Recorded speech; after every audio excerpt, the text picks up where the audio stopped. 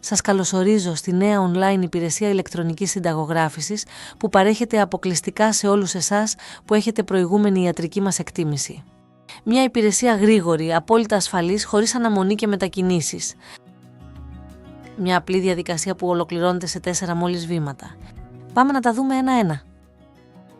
Αφού επισκεφτείτε τον ιστότοπό μας, πατήστε στο κουμπί Online Συνταγογράφηση.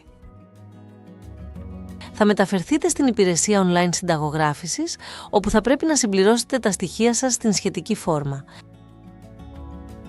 Πατώντας υποβολή, εμφανίζεται στην οθόνη σας μήνυμα, όπου αναγράφεται ότι θα πρέπει να επιβεβαιώσετε τα στοιχεία σας στο email που σας έχει αποσταλεί και αμέσως μετά θα σας δοθούν οι λεπτομέρειες με το ποσό κατάθεσης και τον τραπεζικό λογαριασμό.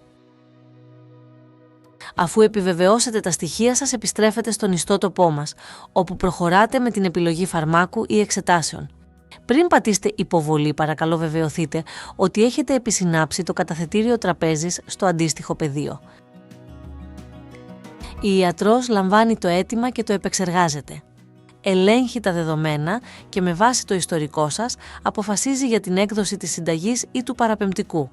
Αν κριθεί απαραίτητο, μπορεί να επικοινωνήσουμε μαζί σας μέσω τηλεφώνου ή email για περισσότερες διευκρινήσεις. Με την ολοκλήρωση της διαδικασίας εκδίδεται η συνταγή ή το παραπεμπτικό, το οποίο και σας αποστέλλεται ηλεκτρονικά. Παραμένουμε στη διάθεσή σας.